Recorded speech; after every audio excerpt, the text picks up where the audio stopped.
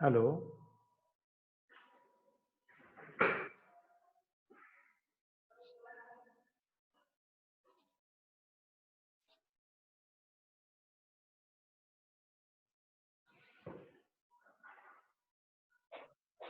Growth parameters है तो जब हम ये पढ़ रहे हैं आप क्रॉप फिजियोलॉजी पढ़ रहे हैं तो क्रॉप फिजियोलॉजी का एक पार्ट आता है ग्रोथ।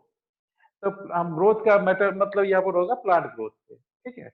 तो प्लांट ग्रोथ है हमारा तो मेन, जो हम एग्रीकल्चर में अगर हम क्रॉप फिजियोलॉजी पढ़ते हैं तो हमारा मेन होता है यील्ड से, मतलब जो प्रोडक्शन हो रहा है क्या है किससे। लेकिन क्रॉप फिजियोलॉजी में तो सब कुछ आता है, फोटोसिंथेसिस आता है, वाटर एब्जॉर्प्शन आएगा, बहुत सारे प्रोसेसेस आते हैं, रेस्पिरेशन आता है। इन सब का अगर कैलकुलेट मतलब मीजर करना पड़े एज ए पैरामीटर ग्रोथ के लिए तो कैसे करते हैं। तो सबसे पहले हमको देखना चाहिए कि जो है ग्रोथ किसको बोलते हैं। ग्रोथ क्या होता है, हम अक्सर टर्म बोलते हैं डेवलपमेंट, ग्रोथ एंड डेवलपमेंट। तो ग्रोथ और डेवलपमेंट में क्या फर्क है।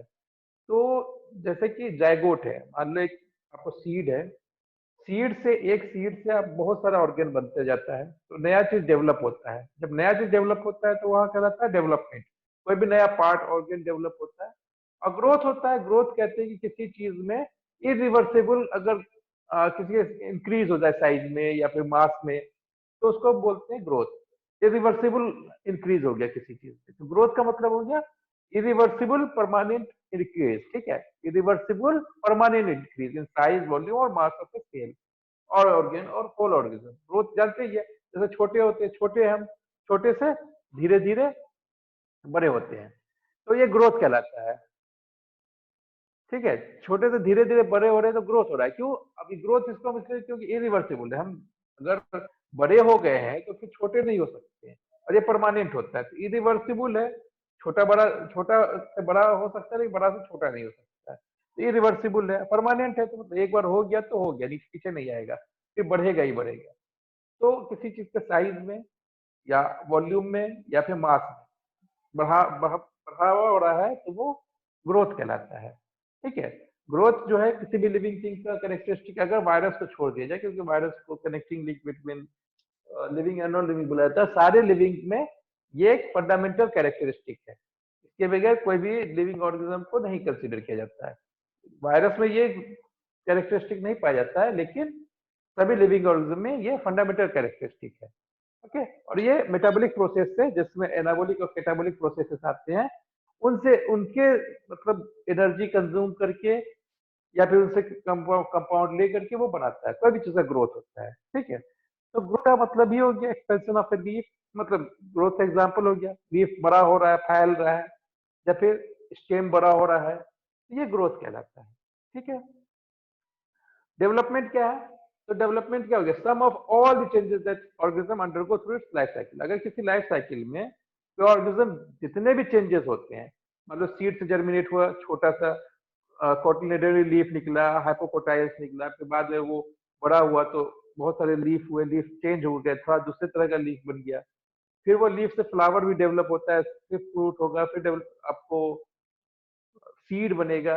ये धीरे धीरे चेंज हो रहा है, जितने भी प्रोसेसेस से गया वो ऑर्गेनिज्म चेंजेस से, ये सारे जो एक साथ कहलाते हैं डेवलपमेंट किसी भी ऑर्गेनिज्म का।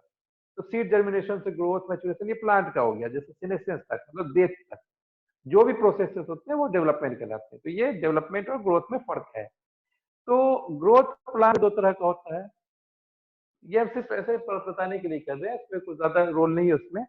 प्राइमरी ग्रोथ होता है, प्राइमरी ग्रोथ मतलब जैसे कि ऊपर बढ़ रहा है धीरे धीरे, प्लांट का ऊपर बढ़ना, एपिकल मेरिस्टेम जो ऊपर वाला मेरिस्टेम होता है प्लांट का, जो ये मेरिस्टेम है प्लांट, मेरिस्टेम का मतलब होता है वो टिश्यू जो आपको डिवाइड कर सकता है।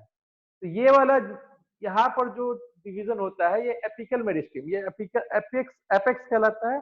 यहाँ पर जो मेरिस्टेम होगा ये एपिकल मेरिस्टेम होगा, और ये इस तरह से इंक्रीज मतलब आप ग्रोथ करेगा, ये प्राइमरी ग्रोथ है।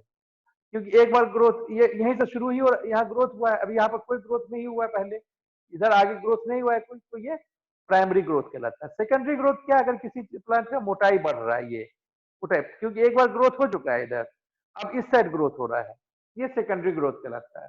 सेकेंडरी ग्रोथ के लिए क्या होता है, कैम्बियम रिंग्स होते हैं, ये कैम्बियम रिंग्स होते हैं जो लेटरल मेरिस्टेम कहलाते हैं, ये एपिकल मेरिस्टेम है और ये मेरिस्टेम है। तो इसी तरह रूट और शूट दोनों में होता है। प्राइमरी ग्रोथ और सेकेंडरी ग्रोथ। तो अब ग्रोथ को मीजर कैसे किया जाता है, ये यहीं से शुरू होता है हमारा जो पैरामीटर्स है डिफरेंट। तो मेजरमेंट करने के लिए हम क्या क्या कैसे कैसे मेजर कर सकते हैं? इंक्रीज इन लेंथ, लेंथ में इंक्रीज होगा तो ग्रोथ होगा। एरिया में, वॉल्यूम में या एरिया में आपको ग्रोथ होगा, या नंबर ऑफ सेल्स बढ़ रहा है तो वो भी ग्रोथ कहलाता है। तो मेजरमेंट इसी का हम कर सकते हैं, या तो लंबाई का कर सकते हैं, या फिर एरिया का, या फिर वॉल्यूम का, या फिर नंबर ऑफ सेल्स काउंट करके किसी चीज का मेजर कर सकते हैं। तो मेजर सिंपल ग्रोथ के लिए मेजरमेंट है। लेकिन अगर हम ईट अगर फिजियोलॉजी के टर्म में देखें तो सब इंटर रिलेटेड हो सकते हैं एक दूसरे से, तो उनके लिए अलग टर्म्स आएंगे आगे। तो स्टेजेस ऑफ सेल्यूलर ग्रोथ के लिए तो सब जानते ही हैं, सेल डिवीजन हो सकता है, तो सेल डिवाइड करके एक से दो सेल बन जाते हैं। सेल इनलार्जमेंट होता है, सेल बड़ा हो गया साइज में, ग्रोथ बड़ा हो गया साइज में। और सेल डिफरेंशिएशन हो सकता है, ठीक है। डिफरेंशिएशन मतलब एक सेल दूसरे सेल की तरह से बन सकता है, अपना चेंज कर लेता है। तो यही है different types of growth in cell जो होता है। सेल प्रोलिफरेशन मतलब सेल एक दूसरे दो से हो जाए, सेल इनलार्जमेंट हो जाएगा, ठीक है। और ग्रोथ बाय एक्रीशन, एक्रीशन मतलब होता है कि सेल में इनलार्जमेंट भी नहीं हो रहा, डिवीजन भी नहीं हो रहा है, लेकिन उसके सामने कोई नॉन लिविंग मटेरियल जमा हो गया करके, उससे ग्रोथ बाय एक्रीशन उसको ही बोल सकते हैं। हेलो, आवाज आ रहा है ना? तो यस सर। हाँ, आ रहा है। समझ में आ रहा है फिर तो। ग्रोथ जो होता है अभी अभी मेन अभी इस पे आएंगे हम लोग ग्रोथ पे। Yes sir. इससे पहले ग्रोथ दो तरह का होता है, एक डिटर्मिनेट ग्रोथ और एक इनडिटर्मिनेट ग्रोथ। तो डिटर्मिनेट ग्रोथ का मतलब समझिए जो आगे जाके रुक जाए, वहां से ग्रोथ नहीं हो। जैसे इंसान हमारा ग्रोथ होता है, हम लोग एक पर्टिकुलर हाइट पे जाके रुक जाते हैं, ठीक है, ग्रोथ कहलाता है डिटर्मिनेट ग्रोथ। जैसे एक ही प्लांट में, किसी किसी प्लांट में आप देखते होंगे कि फूल जो है ना बिल्कुल एपेक्स पे टॉप पे निकल जाता है, तो वहां के वास्ते का ग्रोथ रुक जाता है कुछ प्लांट में। अब कुछ प्लांट में फूल कहाँ निकलते हैं, साइड से निकलते हैं, जैसे इस सब साइड से निकला है, तो ऊपर वाला ग्रोथ कंटिन्यू रहता है, लंबाई बढ़ना चालू रहता है किसी प्लांट का, किसी प्लांट का लंबाई बंद हो जाता है बढ़ना। जैसे धान का जब फूल आ जाता है तो फिर लंबाई बढ़ना बंद हो जाता है, क्यों? क्योंकि उसका ऊपर वाला पोर्शन ही फ्लावर में बदल गया, ठीक है। तो वहां पर डिटर्मिनेट ग्रोथ हो गया, जहां लंबाई बढ़ना रुक जाएगा, एक पर्टिकुलर ग्रोथ होगा, उसके बाद ग्रोथ बंद हो गया, तो वो डिटर्मिनेट ग्रोथ कहलाता है। और इनडिटर्मिनेट मतलब कंटिन्यूसली थ्रू आउट लाइफ जो है वो बढ़ता रहता है कोई भी चीज, तो उसको बोलते हैं इनडिटर्मिनेट ग्रोथ। तो ये दो तरह की ग्रोथ होते हैं।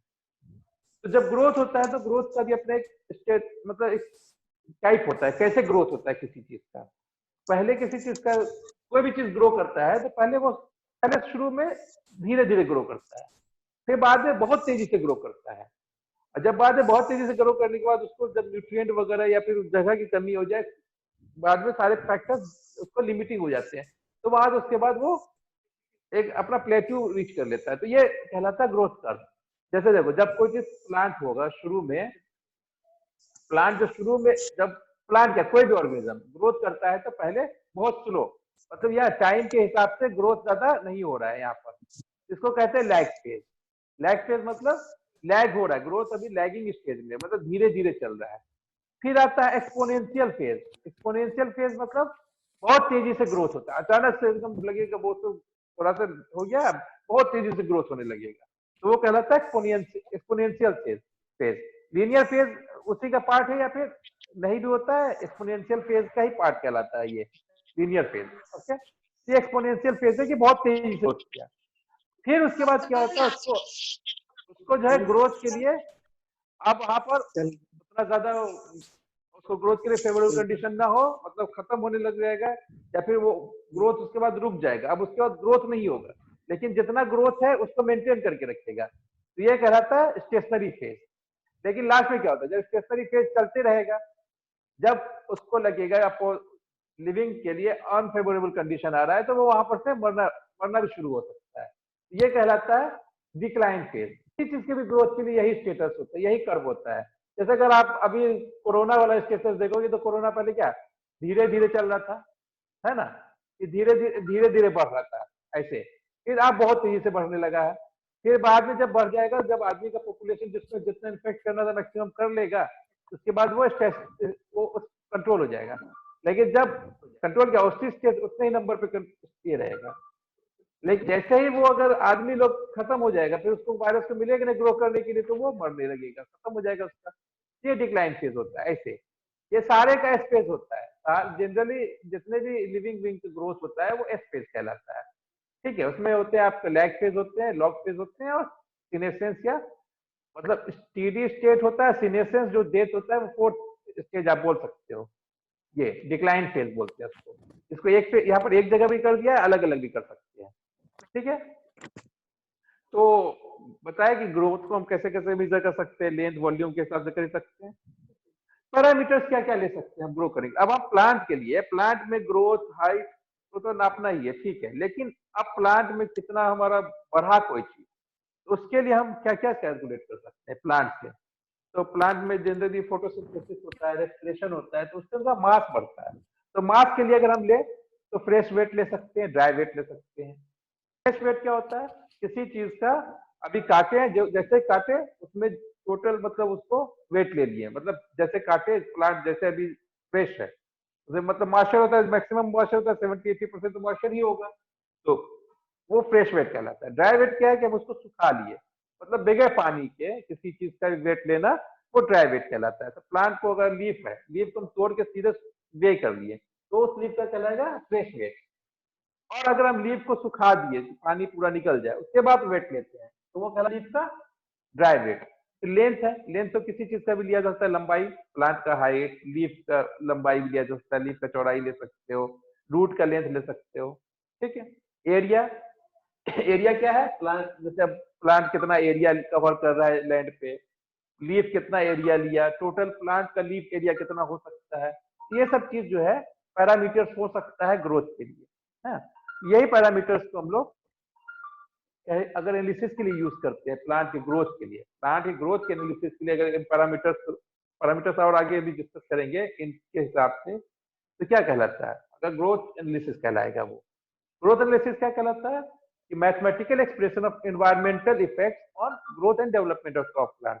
मतलब ये मैथमेटिकली एक्सप्रेस करिए आपकी कैसे कितना आपको जो है हो रहा है कोई चीज का ग्रोथ, उसको मैथमेटिकल फॉर्म में लिखना, वो एनवायरमेंटल इफेक्ट के साथ साथ डेवलपमेंट क्रॉप का डेवलपमेंट को भी, तो वो कहलाता है ग्रोथ एनालिसिस। ठीक है, यूजफुल टूल है, complex interaction between plant growth environment. Plant growth और एनवायरमेंट जो है बहुत ही कॉम्प्लेक्स इंटरेक्शन होता है, एनवायरमेंट का इफेक्ट होता है ग्रोथ, प्लांट के ग्रोथ पे, तो इंटरेक्शन जो है बहुत ही कॉम्प्लेक्स होगा, इसको स्टडी करने के लिए हेल्पफुल हो सकता है ये। ठीक है, ड्राई वेट्स और can be easily obtain without great demand. इसमें बहुत ज्यादा इंस्ट्रूमेंट इनके लिए, ग्रोथ एनालिसिस के लिए बहुत ज्यादा कोई हेवी इंस्ट्रूमेंट का जरूरत नहीं पड़ता है।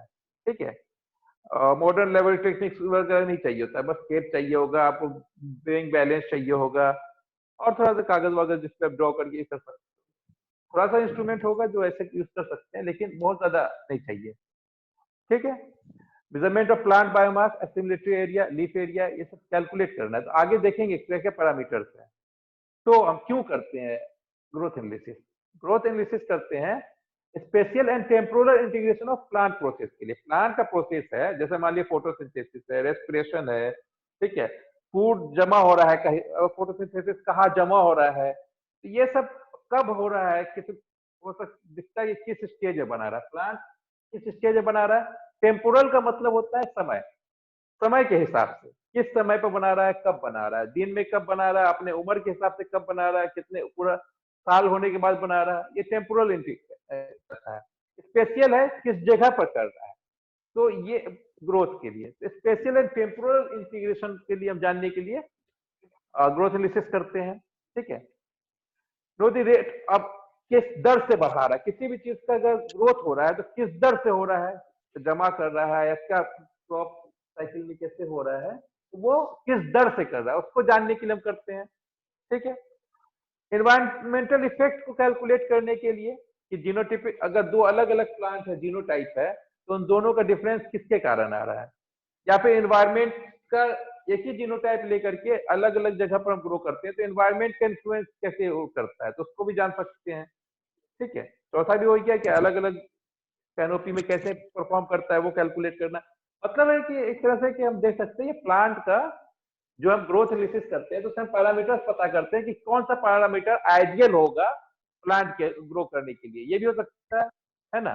तो जब हम साइंटिफिक स्टडी करेंगे तो उसमें हमें जरूरत पड़ता है सबका। तो इन सब के लिए ग्रोथ पैरामीटर्स बहुत सारे डेवलप किए गए, बहुत सारे। इनमें से कुछ का भी नाम है और आगे आएगा बहुत सारा। जैसे LAI विलियम्स ने किया है, इसको लीफ एरिया इंडेक्स बोलते हैं। क्या है आगे देखते हैं। लीफ एरिया इंडेक्स है, ठीक है। लीफ एरिया पहले क्या होता है, ये आपको टर्म पता चल जाएगा आगे, अब देखते हैं। ठीक है, लीफ एरिया है, स्पेसिफिक लीफ एरिया है, स्पेसिफिक लीफ वेट है, ठीक है, नेट एसिमुलेशन रेशियो है, ओके, क्रॉप ग्रोथ रेट है। तो ये सब हार्वेस्ट इंडेक्स है। तो इनको टर्म्स दिया था इन्होंने जब टर्म्स दिया था तो फिर अब हम उन सबको जान लेते हैं इन टर्म्स के बारे में। ये सब आगे मतलब क्रॉप फिजियोलॉजी में अगर ग्रोथ का प्लांट की ग्रोथ का एनालिसिस करना होता है तो ये सब टर्म्स या फिर ये सब पैरामीटर्स हमें जरूरत पड़ता है। तो ये कौन कौन सा पैरामीटर्स है। ये पहला एक पैरामीटर समझिए लीफ एरिया होगी। लीफ एरिया सिंपल, एक लीफ का जो दो साइड होता है, तो दो साइड में एक साइड का क्या एरिया होगा, जो ऊपर फोटोसिंथेसिस मेन है, इस एरिया से क्या होता है, ये एरिया रेस्पॉन्सिबल होता है फोटोसिंथेसिस के लिए। जितना ज्यादा एरिया होगा उतना ज्यादा सनलाइट को हार्वेस्ट करेगा, उतना ज्यादा फोटोसिंथेसिस करेगा, ये होता है। तो ये लीफ एरिया है, एक साइड लीफ की जो है कितना एरिया होता है उसको हम बोलते हैं लीफ एरिया, ठीक है। अगर लीफ एरिया अगर नीडल शेप का लीफ है तो उसका टोटल लीफ एरिया लेके उसको हाफ कर देते हैं, ठीक। तो इसको अब अगर लीफ एरिया को, एरिया क्या होता है, एरिया होता है सेंटीमीटर, एक प्लांट का भी बोल सकते हैं, एक लीफ का भी एरिया बोल सकते हैं। अगर लीफ एरिया ऑफ प्लांट बोलेंगे तो उस प्लांट में कितने लीफ हैं सबका एरिया निकाल लेंगे एक साइड का और जोड़ देंगे, तो वो कहलाता है leaf area of the plant. और एक लीफ अब सबको निकालना तो मुश्किल है, जैसे क्या करते हैं 10-15 लीफ का निकाल के एवरेज कर लीजिए उसका और टोटल लीफ काउंट करके मल्टीप्लाई कर सकते, तो ये लीफ एरिया हो सकता है इससे। तो लीफ एरिया, अब लीफ एरिया अगर प्लांट का एरिया का यूनिट क्या होता है, एरिया का यूनिट होता है सेंटीमीटर स्क्वायर या मीटर स्क्वायर। मीटर स्क्वायर होता है या सेंटीमीटर स्क्वायर होता है। तो अगर एक प्लांट का निकाल लें तो सेंटीमीटर स्क्वायर पर प्लांट हो जाएगा, या फिर एक लीफ का हो जाएगा तो सेंटीमीटर स्क्वायर पर लीफ हो जाएगा। तो ये इसका यूनिट होगा लीफ एरिया का। दूसरा है leaf area index. Leaf area index है, इसको एक तो समझो कि टोटल प्लांट का लीफ एरिया है, ठीक है, उससे वो प्लांट का कैनोपी का कितना पार्ट, कितना भाग हो रहा है, ठीक है। तो total leaf area of a plant divided bye ground का जितना एरिया ले रहा है। मान कैनोपी तो जानते ही है, कैनोपी तो हम लोग जानते, तो कैनोपी के हिसाब से कितना गुना ज्यादा हो रहा है लीफ एरिया। ये मान लो ऐसा कैनोपी है, इसका भी एक एरिया होगा। ये कैनोपी है, ग्राउंड एरिया जितना प्लांट ने ऑक्यूपाई कर रखा है ना, ये इतना एरिया ऑक्यूपाई कर रखा है। तो ये एरिया जो प्लांट ऑक्यूपाई कर रखा है ऊपर से नीचे तक, और इसका प्लांट का हर लीफ का, एक एक का लीफ का एरिया, टोटल एरिया, तो ये लीफ कितना गुना ज्यादा है उतना ज्यादा अच्छा होगा प्लांट के लिए। अब बहुत ज्यादा होगा तो ऊपर वाले लीफ से नीचे वाले लीफ को सनलाइट नहीं पहुंच पाएगा, तो ऑप्टिमम लीफ एरिया इंडेक्स होगा तो ग्रोथ भी ज्यादा होगा। और ज्यादा होगा लीफ एरिया इंडेक्स तो टोटल डायमीटर एक्यूमुलेशन भी ज्यादा होगा। डायमीटर एक्यूमुलेशन क्या, फोटोसिंथेसिस ज्यादा होगा तो वो डायमीटर मतलब वाटर को छोड़ के बाकी सब चीज जो है एक्यूमुलेट जो भी होगा वो ज्यादा होगा, ठीक है। अब जैसे लीफ एरिया इंडेक्स को समझना है तो देखिए, मान लीजिए जितना ग्राउंड का एरिया है, ग्राउंड का एरिया है उतना ही लीफ का एरिया हो रहा है, तो लीफ एरिया इंडेक्स कहलाएगा 1। क्यों, क्योंकि leaf area divided bye ground area occupied by the plant. तो ये इसका फॉर्मूला है लीफ एरिया इंडेक्स का। तो जब लीफ एरिया और ग्राउंड एरिया बराबर है तो उसका हो जाएगा LAI। अगर उसका जितना ज्यादा गुना ज्यादा होगा तो लीफ एरिया इंडेक्स उतना ज्यादा होगा। जैसे यहाँ पर माना जा रहा है ये इसका 3 गुना है, लैंड के इसके हिसाब से लीफ एरिया 3 गुना है, तो वो कहलाता है लीफ एरिया इंडेक्स 3 होगा यहाँ पर। तो ये चीज समझने की बात है कि इसका ये एरिया जो ऑक्यूपाई किया है प्लांट ने, जो कैनोपी हम लोग जिसको बोलते हैं, इसका कितना गुना जो है ये लीफ एरिया, ये लीफ जो है हर लीफ का जोड़ के टोटल एरिया जो लेंगे वो कितना टाइम्स उससे ज्यादा है, तो यही कहलाता है लीफ एरिया इंडेक्स। विलियम्स ने दिया था इनको 1946 में। उसी तरह लीफ एरिया रेशियो है। लीफ एरिया इंडेक्स में क्या था, लीफ इंडेक्स में हम क्या था, प्लांट का और ग्राउंड का एरिया हम देख सकते हैं। लेकिन अब हम प्लांट को क्या उससे उस पर इफेक्ट नहीं देख सकते कि कितना फोटोसिंथेसिस कर रहा है प्लांट। भाई प्लांट ज्यादा है, बहुत ज्यादा लीफ एरिया होगा तो बहुत ज्यादा लीफ एरिया इंडेक्स होगा, इससे कोई टोटल डायमीटर पे कोई फर्क नहीं पड़ रहा है। सोचा जाता है कि हो सकता है ज्यादा होगा, लेकिन कह नहीं सकते कि क्या इफेक्ट हो रहा है, मतलब क्या रिलेशन है लीफ एरिया का और टोटल ड्राई मैटर का। तो अब हम उसके लिए निकालते हैं, अगर हम ऐसा रिलेशन ढूंढे कि लीफ एरिया और प्लांट ड्राई वेट में क्या रिलेशन है, तो उसके लिए हम बोलते हैं leaf area ratio. Leaf area ratio हो जाता है लीफ एरिया पर प्लांट, मतलब एक प्लांट का पूरा लीफ का एरिया ले लेते हैं और प्लांट का ड्राई वेट, यही लीफ एरिया ही तो है उसके लिए रेस्पॉन्सिबल, जो प्लांट ड्राई वेट को बढ़ाता है। तो जब प्लांट ड्राई वेट बढ़ेगा, लीफ एरिया बढ़ेगा तो प्लांट ड्राई वेट बढ़ेगा, ठीक है। तो एक पर्टिकुलर ऑप्टिमम लेवल तक, उसके बाद ज्यादा नहीं बढ़ेगा। तो यही कहलाता है leaf area ratio. Leaf area ratio कहलाएगा leaf area per plant divided by plant dry weight. इसका यूनिट हो जाएगा, जब लीफ एरिया का, लीफ एरिया है,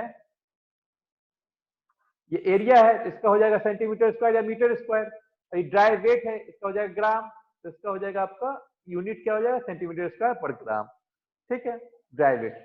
उसी तरह अब हम बोले कि लीफ एरिया, लीफ का जो एरिया लिए, हम लीफ का वेट के हिसाब से ड्राई वेट पे अगर हमको ऐसा पैरामीटर रखें, जो लीफ का वेट चेंज हो रहा है, प्लांट का ड्राई वेट किस हिसाब से चेंज हो रहा है, उसको कैलकुलेट करना हो तो क्या रेशियो हो सकता है। जब रेशियो हम लीफ के ड्राई वेट का प्लांट के ड्राई वेट का रेशियो लेते हैं तो उसको कहते हैं लीफ वेट रेशियो। ये लीफ एरिया रेशियो था, ये लीफ वेट रेशियो है, ठीक है। लीफ वेट रेशियो का कोई यूनिट नहीं होगा क्योंकि दोनों ऊपर नीचे वेट है, तो कोई यूनिट नहीं होगा।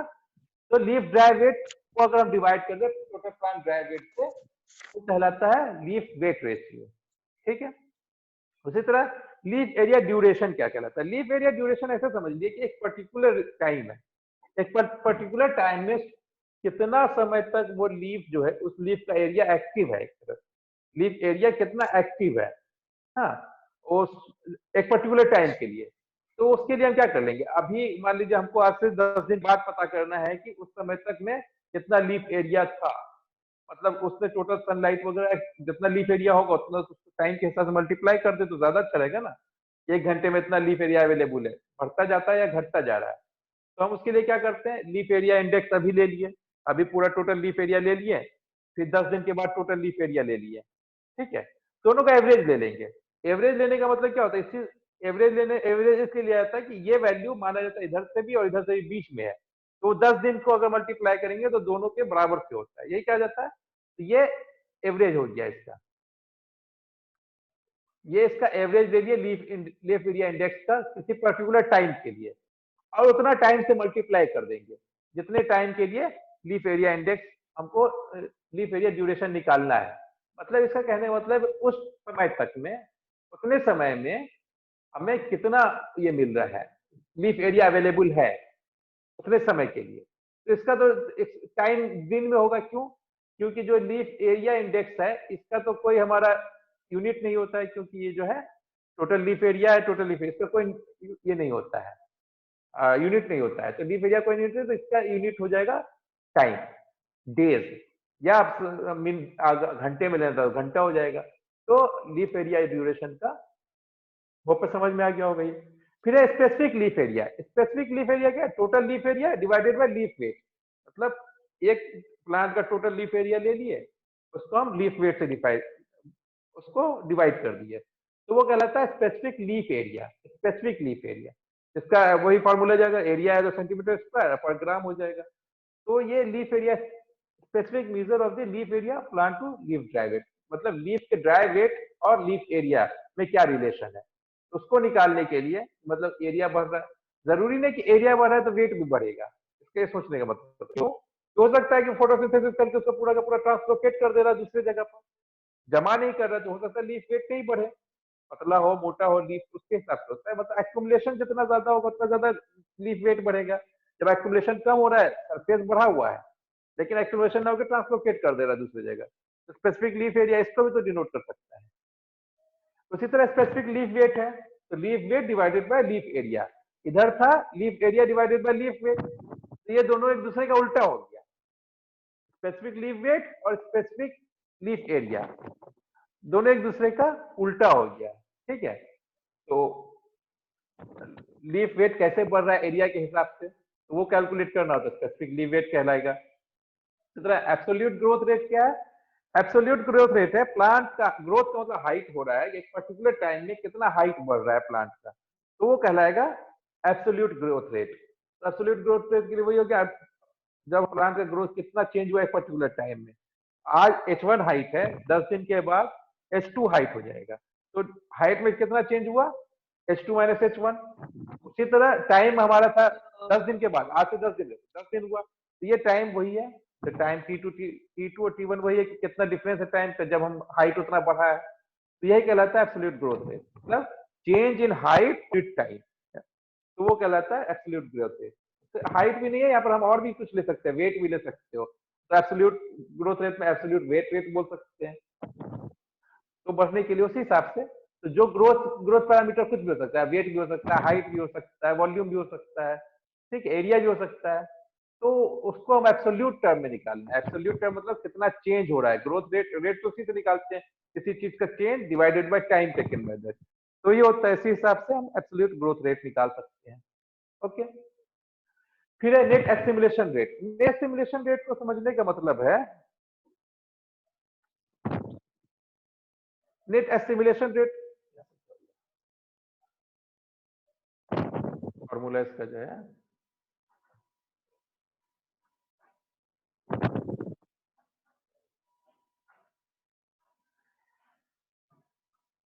इसका फॉर्मूला नेट एसिमुलेशन रेट का था, तो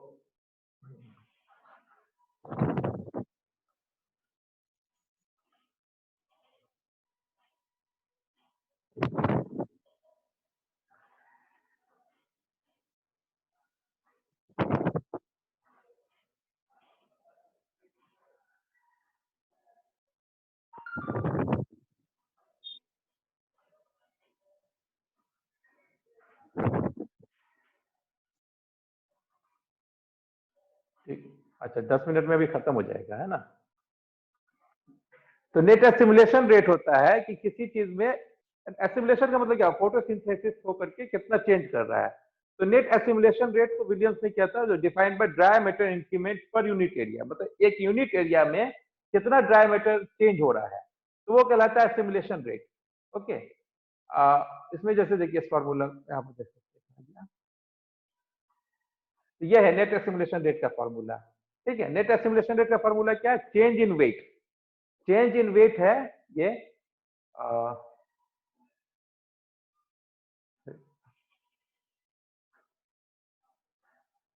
ये है, ठीक है, नेट एसिमुलेशन रेट मतलब चेंज इन वेट, एक पर्टिकुलर टाइम में कितना वेट चेंज हुआ, ठीक है, एक पर्टिकुलर टाइम में कितना वेट चेंज हुआ, और L1 weights of leaf area का वेट कितना चेंज हो रहा है, और उसके लॉग, वो अगर हम लॉग लॉग के टर्म में वैल्यू ले रहे हैं, ठीक है, क्योंकि लॉग इसलिए ले रहे हैं, वहां पर लॉगरिथमिक चेंज होता है किसी चीज, मतलब ग्रोथ में, जब ये हो जाता है, तो यही नेट एस्टिमुलेशन रेट कहलाता है, मतलब एस्टिमुलेशन वेट को बढ़ाएगा, जब एस्टिमुलेशन हो रहा है तो वेट बढ़ाएगा, तो वेट बढ़ाएगा तो लीफ एरिया रिस्पॉन्सिबल है, उसके उससे क्या रिलेशन है, लीफ एरिया का वेट से। ये फॉर्मूला वही बताता है कि एक पर्टिकुलर टाइम में कितना वेट चेंज हो रहा है, अगर उसी वेट चेंज में हम टाइम को लीफ एरिया में क्या चेंज हो रहा है, उस सब का रिलेशन अगर निकाले, तो विलियम्स ने एसिमुलेशन रेट निकाला, तो चेंज इन ड्राई मैटर आपको पर यूनिट, इसका आपका ये है लीफ एरिया, अब पर यूनिट टाइम में, तो ये आपका कहलाता है एसिमुलेशन रेट। ओके, ठीक है, तो ये नेट एसिमुलेशन रेट कहलाता है, मतलब एक रिलेशन आया कि एसिमुलेशन रेट फोटोसिंथेसिस से ही होता है एसिमुलेशन, तो उसका और लीफ एरिया में क्या रिलेशन आ रहा है, ग्रोथ वेट में क्या चेंज आ रहा है पर्टिकुलर टाइम में, तो उसको कैलकुलेट करने के लिए जो पैरामीटर है वो कहलाता है नेट एस्टिमुलेशन रेट, NAR। ठीक है, उसी तरह रिलेटिव ग्रोथ रेट कहलाता है। रिलेटिव ग्रोथ रेट को क्या कहलाता है कि चेंज इन वेट, उसके लॉग ई वैल्यू के टर्म में लेते हैं, change in wait divided bye per unit time, तो लॉग के टर्म में वेट का चेंज होता है, लॉग के टर्म में अगर ले और उसके टाइम से डिवाइड कर दिए, तो रिलेटिव ग्रोथ कहलाता है, कि मतलब एक रिलेशन आया, पहले क्या हो रहा था, पहले किस रेट से चेंज हो रहा था, फिर अभी किस रेट से चेंज हो रहा है पर्टिकुलर टाइम में, उन चेंज वॉल्यूम को, मतलब वेट को, अगर हम ग्रोथ को डिफरेंस करने के लिए, यहाँ पर वेट है, डब्ल्यू का मतलब वेट है, वेट कहने का मतलब है कि हम जब ग्रोथ को वेट के फॉर्म में मेजर करें, अगर हम लेंथ की मेजर फॉर्म में मेजर करेंगे तो लेंथ ले सकते हैं वापस, तो ये रिलेटिव ग्रोथ है टर्म है, क्योंकि लॉग वैल्यू मिलेगी। ओके, वो फॉर्मूला था इसका। ठीक है, log E W2 minus log E W1 divided by T2 minus T1, मतलब चेंज इन टाइम, जो भी वैल्यू है ये रिलेटिव ग्रोथ रेट कहलाता है। ओके, फिर है crop growth rate. Crop growth rate क्या है? ये चेंज इन जो डायमीटर होगा प्लांट का पर यूनिट टाइम में, और पर यूनिट एरिया ले ले। एक एरिया में प्लांट, अगर कोई प्लांट क्रॉप है, क्रॉप के पर यूनिट एरिया में कितना वेट गेन कर रहा है पर यूनिट टाइम, तो वो कहलाता है क्रॉप ग्रोथ रेट। किसी भी क्रॉप का ग्रोथ रेट अगर मेजर करना है हमें, तो कहलाता है टोटल ड्राई वेट प्लांट का ले लेंगे, कितना चेंज हुआ एक पर्टिकुलर टाइम में, उस टाइम में वो कितना एरिया कवर किए हुआ था। तो पर यूनिट एरिया में, पर यूनिट टाइम में जितना भी आपको ग्रोथ हो रहा है वो कहलाता है क्रॉप ग्रोथ रेट। ठीक है, टोटल ड्राई मैटर प्रोडक्शन क्या है? अगर हम किसी चीज को रूट, शूट, लीफ या टोटल प्लांट, किसी चीज का भी टोटल ड्राई मैटर हो सकता है। ड्राई मैटर हो गया मतलब बगैर पानी के, उसको सुखा देते हैं पहले, उसे तो फ्रेश वेट होता है, ड्राई वेट होता है। तो ड्राई वेट के लिए जो मैटर टोटल प्रोडक्ट है रिस्पॉन्सिबल, वो कहलाता है ड्राई मैटर। ठीक है, तो उसको अगर ड्राई मैटर को अगर कैसे आता है, ड्राई मैटर आता है ट्रांसलोकेशन से। ट्रांसलोकेशन क्या, फोटोसिंथेसिस हुआ। फोटोसिंथेसिस जो है, फोटोसिंथेसिस आपको फोटोसिंथेसिस बनाएगा। फोटोसिंथेसिस सारे आपको जहां पर भी जमा होना है वहां जाएगा, चाहे पेनिकल में, ग्रेन्स में, जहां भी जाना होगा, तो वही कहलाता है ट्रांसलोकेशन। अब ये कहलाता है कि प्लांट जो है कितना टोटल मैटर बना रहा है और उसको कितना स्टोर कर रहा है। ठीक है, तो वो कहलाता है ट्रांसलोकेशन परसेंटेज। मतलब एक जगह से कितना जगह ले जा रहा है। इसको कैलकुलेट करने के लिए क्या है तरीका है, फॉर्मूला ये, straw weight at flowering. Flowering से पहले स्ट्रॉ वेट कितना, मतलब पूरा प्लांट का वेट निकाल लो, फिर हार्वेस्ट के समय प्लांट का कितना वेट है, तो उसको, और फिर panicle weight at flowering, flower का वेट, और लास्ट में फ्लावर का वेट, जो पेनिकल जो है फ्लावर निकलता है उसका वेट घटा दो। ये पता चलता है कि कितना ट्रांसलोकेट हुआ फूड में। यहाँ से फ्लावर हटा दिए, टोटल फ्लावर के साथ प्लांट का वेट है। तो ये था ट्रांसलोकेशन, इतना ट्रांसलोकेशन आपका फ्लावर में हुआ, तो वो एक तो कैलकुलेट करने का फॉर्मूला है। ठीक है, तो हार्वेस्ट के समय में, तो एक पर्टिकुलर समय के लिए था। एस्टिमुलेट पार्टिशनिंग क्या हो गया? एस्टिमुलेट पार्टिशनिंग, जो एस्टिमुलेशन होता है, जो फोटोसिंथेसिस हुआ, वो जो फोटोसिंथेट्स है वो कहलाएगा एस्टिमुलेट। जो मतलब शुगर बना, प्लांट ने शुगर बना, अब वो कहां पर जा रहा है, कैसे जा रहा है, यही कहलाता है एस्टिमुलेशन। पार्टिशनिंग मतलब अलग अलग जगह बांटना, उसके हिसाब से कि भाई तुम प्लांट का ये ऑर्गन इतना लेगा, ये प्लांट का ऑर्गन ये लेगा, तो वो पार्टिशनिंग कहलाएगा। ठीक है, तो इसके लिए सोर्स और सिंक का कंसेप्ट करता है। सोर्स उसको बोलते हैं जहाँ फोटोसिंथेसिस होता है, जहाँ फोटोसिंथेसिस हो रहा है, जहाँ प्रोडक्शन हो रहा है, वो कहलाएगा सोर्स। और जहाँ कंजम्पशन हो रहा है या स्टोर हो रहा है, वो कहलाएगा सिंक। ठीक है, तो ये सोर्स और सिंक का रिलेशन है। तो सोर्स हो गया और सिंक, ये समझ जाइए, जैसा सोर्स हो गया शुगर का, फोटोसिंथेसिस हो रहा है लीफ में, और फ्लोएम के थ्रू जा रहा है सब जगह, जहां भी जा रहा है। रूट में, जैसे आलू अगर है मान लीजिए, आलू के इसमें ट्यूबर में जमा हो जाता है, या फिर रूट अगर अपना रेस्पिरेशन करने के लिए शुगर चाहिए जिंदा रहने के लिए, तो ऊपर से लीफ से ही आता है शुगर, ये रेस्पिरेशन करेगा तो इससे जो है कार्बन डाइऑक्साइड वगैरह भी निकल सकता है। तो ये कहने का मतलब है सिंक और सोर्स क्या चीज है। ठीक है, light extinction ratio. Light extinction ratio क्या है? मान लीजिए लाइट ऊपर से आ रहा है, बीच में प्लांट जो है उसको हम रोक रहा है, तो नीचे कितना तक लाइट आया, ऊपर कितना लाइट है, नीचे लाइट आया, तो एक्सटिंक्ट किया। यहाँ पर जितना लाइट था यहाँ पर आने में कम हो गया, तो एक्सटिंक्ट हुआ। तो एक्सटिंक्ट क्या मतलब, ट्रांसमिटेड लाइट जो है कम आ रहा है। तो यह एक्सटिंक्शन जो कैलकुलेट कैसे जाता है, इसको, इसके लिए जो पैरामीटर है उसको कहते हैं लाइट एक्सटिंक्शन कोएफिशिएंट। ठीक है, ये लाइट को फॉर्मूला अगर निकाला जाए तो लॉग ई आई, आई मतलब हो गया ऊपर कितना है, I note intensity top and bottom. I note आपके टॉप पे है और ये बॉटम पे है। एक्सटिंक्ट किया ना, कितना कम हो रहा है, नीचे जाइएगा तो कम होगा, तो बॉटम में डिवाइडेड बाय टॉप, तो लॉग ई वैल्यू ले लिया और टोटल उसको डिवाइड कर दिए टोटल लीफ एरिया इंडेक्स से। लीफ एरिया इंडेक्स अगर डिवाइड कर देंगे तो यही आएगा लाइट एक्सटिंक्शन कोएफिशिएंट।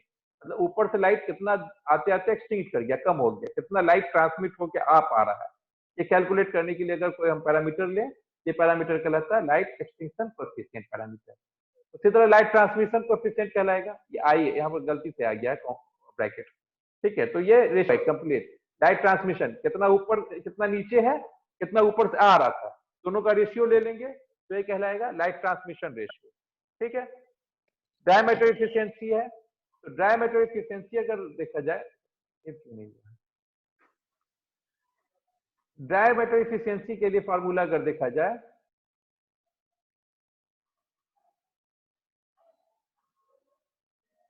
ठीक है, ग्रेन यील्ड, कहा गया, डायमीटर एफिशिएंसी के लिए टोटल फार्मूला होता है ग्रेन यील्ड को 100 से मल्टीप्लाई कर दें, ठीक है, ग्रेन यील्ड को 100 से मल्टीप्लाई करके टोटल डायमीटर और ड्यूरेशन ऑफ क्रॉप से डिवाइड कर दें, तो ये कहलाता है grain matter, sorry diameter efficiency, मतलब कितना डायमीटर जो है ग्रेन यील्ड में कन्वर्ट हुआ, टोटल डायमीटर कितना जो है ग्रेन यील्ड का उसका पार्ट है, तो वो कहलाता है डायमीटर एफिशिएंसी, मतलब कन्वर्जन ऑफ डायमीटर इन, जिसका फार्मूला अगर देखना चाहे तो बेटा ये बंद हो जाएगा 1 मिनट में, अब हम यही से शुरू करते हैं फिर से, है ना? ओके, हेलो, जी सर। जी सर। यही से शुरू कर रहे हैं हम लोग फिर, ठीक है? ठीक है सर।